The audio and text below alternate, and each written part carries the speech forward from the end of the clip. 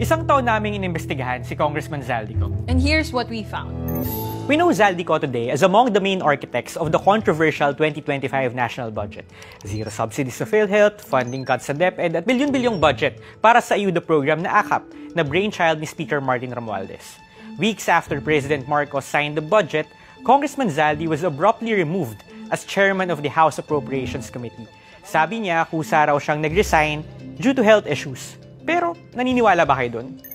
Before his rise to politics, Zaldico was never a nobody. Kilala siya sa Bicol bilang isang matagumpay na negosyante. In particular, he co-founded Sunwest Construction in the 1990s, and under his leadership, it has become a super contractor of the Philippine government. Noong administrasyon pa lang ni former President Gloria Arroyo, nasa top 10 na ang Sunwest sa may pinakamaraming kontratang napanalunan mula sa Department of Public Works and Highways. Bukod pa sa construction, may mga negosyo na rin siya sa tourism, hotels, and subdivisions. Pero balot ng skandalo ang Sunwest. Kung magbabasa ka ng news archives, maraming beses nadawit ang pangalan ng kumpanya sa mga anomalya, such as allegations that it cornered projects that were funded through Congressman's pork barrel. Ilang beses na rin inimbestigahan ng Commission on Audit ang Sunwest, pero never na blacklist. In 2021, it was one of the 5 companies, alongside Pharmally, that each secured at least 1 billion pesos in pandemic supply contracts. Mantakin nyo, construction company, pero 18% ng kinita noong 2022 galing sa pagbebenta ng medical supplies. A few years ago, nasangkot din ng Sunwest sa maanumalyang procurement ng DepEd ng overpriced laptops. Zaldi no longer wants to be identified as owner of Sunwest. In 2022, he clarified to a fact-checking organization that he has sold his stake in the company in 2019, the same year he became the representative of his party list group, Ako Bicol, to Congress. Marahil ilinsin dito sa Republic Act 6713, which instructs public officials like ko to avoid conflict of interest. Ito yung hard copy ng ilan sa mga dokumentong review namin. And what we found is that his divestment doesn't really give the public a complete picture. Wala na nga yung pangalan niya sa Sunwest Construction, pero isa pa rin siya sa mga may-ari ng mga kumpanya sa ilalim ng Sunwest Empire.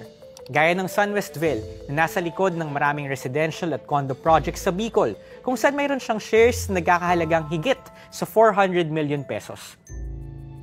O Mercedes Land, developer ng luxury hotel, kung saan mayroon siyang active investment worth 349 million pesos.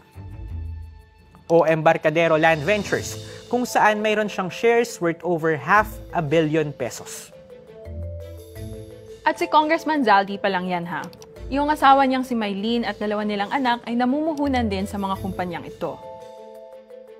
At iyong mga kaalyado niya sa Ako Bicol, either officer or shareholder, gaya ni na dating Ako Bicol Congressman Ronald Ang na presidente ng Sunwest Group Holdings at Ako Bicol 7th nominee Anlin Sumanga na may puhunan rin sa Mercedes Land at Sunwestville. The documents also show that these companies often transact with one another, essentially creating their own business ecosystem. For example, ang Sunwest Construction kung saan nag-divest si Congressman Zaldi, nagpautang ng milyon-milyon sa Sunwestville noong 2023. Ang sagot ng Sunwest sa amin, lahat ng loans ng Sunwest Construction sa ibang kumpanya ay regular at sumusunod sa best practices. Hindi na rin daw affiliated sa Ako Bicol si Ronald Ang. At si Zaldico, totoo naman daw na shareholder ng ibang mga Sunwest Group companies, pero yun lang, mga walang projects with the government. Hiningi namin ang panig ni Kong Zaldi pero hindi pa rin siya sumasagot. Ayon sa budget experts na nakausap namin, sa kabila ng divestment ni Congressman Zaldi, he remains a beneficial owner of Sunwest Construction. Kumbaga, he still owns or dominantly influences the management or policies of the company because of the ties and transactions between Sunwest Construction and its subsidiaries. Kasi nga, nag-invest siya doon. Kumbaga, part siya ng mga may-ari ng mga kumpanyang yon. But why should you care? Ito yung isa sa mga posts ni Congressman Zaldi sa Facebook bragging about the construction of a regional hospital in Bicol, which his PR machine said was funded through his efforts as House Budget Chairperson. Hindi naman bago yung ganitong gawain ng mga mambabatas na para muling manalo sa eleksyon ay ipepresenta sa taong bayan yung kanilang accomplishments sa Kongreso. Pero alam nyo ba, alin yung ilan sa mga kumpanyang nanalo ng halos kalahating bilyong pisong kontrata related sa proyekto? edi yung joint venture ng SunWest Construction at ng Hitone, isang kumpanyang itinayo naman ng kapatid ni Zaldi na si dating Congressman Christopher Ko. Based on our research, SunWest bagged 1 billion pesos in public works projects annually beginning 2016 in the Bicol region alone. Its DPWH projects surpassed a combined total of 13 billion pesos for 2023 and 2024. Incidentally, these were years when Congressman Zaldi was the House's budget chairperson. Hindi namin inaalis yung posibilidad na lahat ng ito ay dumaan sa tamang proseso sa procurement. Pero sa sobrang laking pondo ng taong bayan na inilaan dito, hindi pwedeng isantabi lang ang mga detaling ito.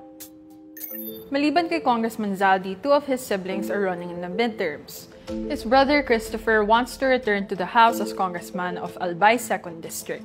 Yung kapatid din niyang si Farida Ko, tumatakbo ring Vice Governor ng Albay. The 2025 elections present an opportunity to reignite discussions on how muddy it can get when governing in the Philippines becomes a combination of business and politics. Handa na ba ang mga opisyal natin na sagutin ang mga tanong tulad ng sino ang pumapondo ng kampanya nila? Do they have businesses that stand to benefit if they win? Can our elective officials guarantee that they are motivated by the desire to serve the public and not to advance their personal interests? Reporting for Rappler, I'm Dwight De Leon. And I'm Casey Valmonte.